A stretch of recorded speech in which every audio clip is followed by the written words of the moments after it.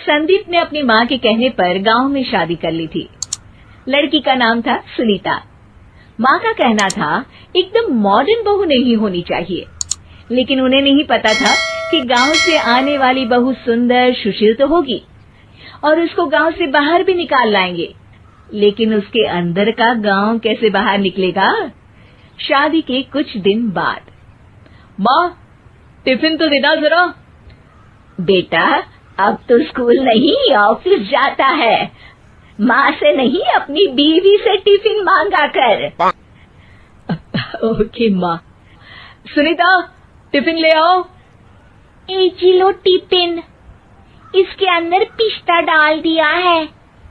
पिस्ता? पिस्ता क्यों? सास जी ने बोला था ना कि आपको पिस्ता बहुत पसंद है। ओहो, मैंने पिस्ता नहीं पास्ता बोला था, पास्ता। पास्ता? कहीं होता है पास्ता? अरे बेटी तू रहने दे, मैं बना दूंगी। अच्छा किया कि पाव भाजी बनाने का नहीं बोला, वरना किसी के पाव बना देती है। सुनीता को बुरा लगता है, लेकिन उसकी नादान हरकतें कम नहीं होती। ऐसे ही एक दिन, अरे तुमने ये क्या लगाया है? अरे आप वो फूस फूस करके लगाते हैं ना, वही। डियो? का दियो? किसको दियो? अरे वही ना जिससे खुशबू आती है। हाँ सही पकड़े हैं। अच्छा लेकर तो आना। कौन सा डियो लगाया तुमने? अभी लेकर आते हैं जी। संदीप की बात मानकर सुनीता अंदर से खुशबू वाला फुसफुस लेकर आती है। ओएमजी! ओएमजी मतलब ओ माय गणेश ना। अरे ओएमजी छोड़ो, और ये खुशबू वाला फुसफुस की बात कर रही थी तुम? हाँ इसी की, फिर से सही पकड़े हैं। अरे देवी, लेकिन आप सही नहीं पकड़े हैं, ये डियो नहीं है। डियो नहीं है तो क्या लियो है? अरे ये रूम फ्रेशनर है, जिसको कमरे में छिड़कते हैं, खुद पर नहीं। कोई बात नहीं, माँ कहती थी आत्मा किराएदार है, शरीर एक किराए का कर्म।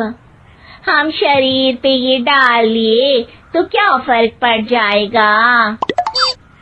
अरे बहू, ओ बहू, मेरे लिए फल तो ले आ, फिर मैं बाजार जाऊंगी। सुनीता अपनी सास के लिए फल लेकर आती है। अरे बेटा, पपीता, तरबूज और सेब फल ऐसे कैसे खा लूं? काट कर तो ले आ।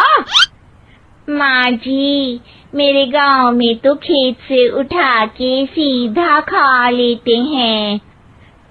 अरे ये तेरा गांव नहीं है ना। अरे संदीप, तू ही कुछ समझा देना इसको बेटा। मैं कैसे समझाऊं माँ, ये तो माइक्रोवेव को भी भट्टी बोलती है। कल मैंने बोला हाय कैसी हो, तो बोलती है किसी को हाय नहीं लगानी चाहिए। अरे सुनीता, तेरा क्या होगा? अभी तो कैसे बताऊं माँ जी, अभी हम कुछ करेंगे फिर पता चलेगा क्या होगा, लड़का या लड़की। हे भगवान, कहाँ से आ गई है? रामपुर से जी, आप ही तो लेकर आए थे मुझे। अरे मुझे माफ कर दो। पहले कोई गलती तो करिए जी, आपकी तो सारी गलती माफ कर देंगे हम। हाँ अरे बहू, मेरी बात सुन।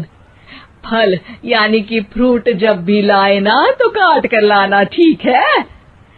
जी ठीक है माँ जी, फल यानी फ्रूट यानी काट के लाऊंगी।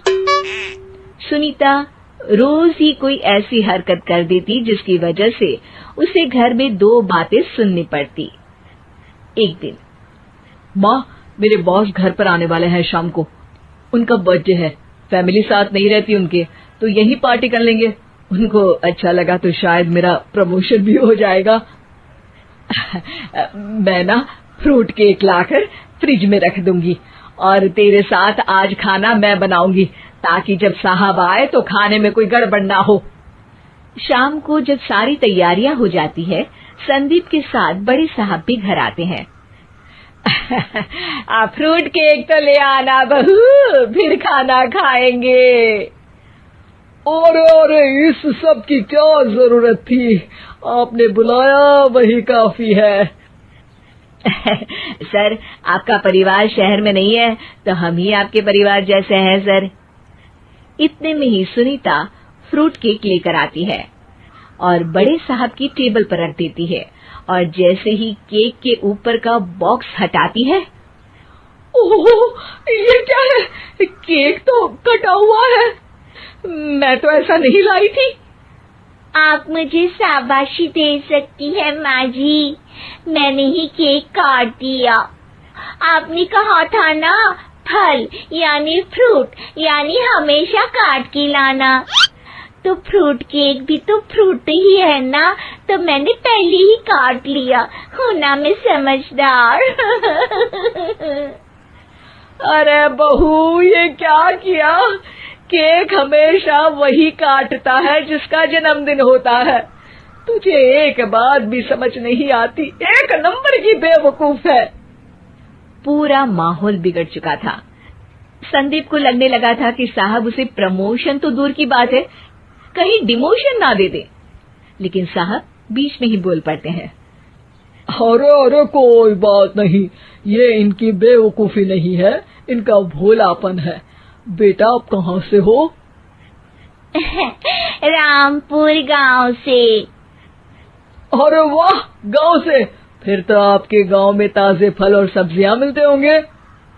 हाँ, सही पकड़े हैं।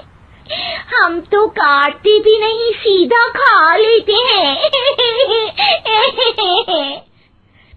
मैं ना एक बार तुम्हारे गांव घूमने जरूर चलूंगा। क्यों संदीप, ले चलोगे ना? मुझे गांव घूमना बहुत पसंद है। बस फिर क्या था, संदीप और सास दोनों खुश हो गए, क्योंकि साहब को सुनीता ने गांव की बात करके खुश कर दिया था। अब संदीप का प्रमोशन पक्का था। शिक्षा, कभी भी किसी भी गलती पर घबराना नहीं चाहिए। हो सकता है कि उस गलती की वजह से आगे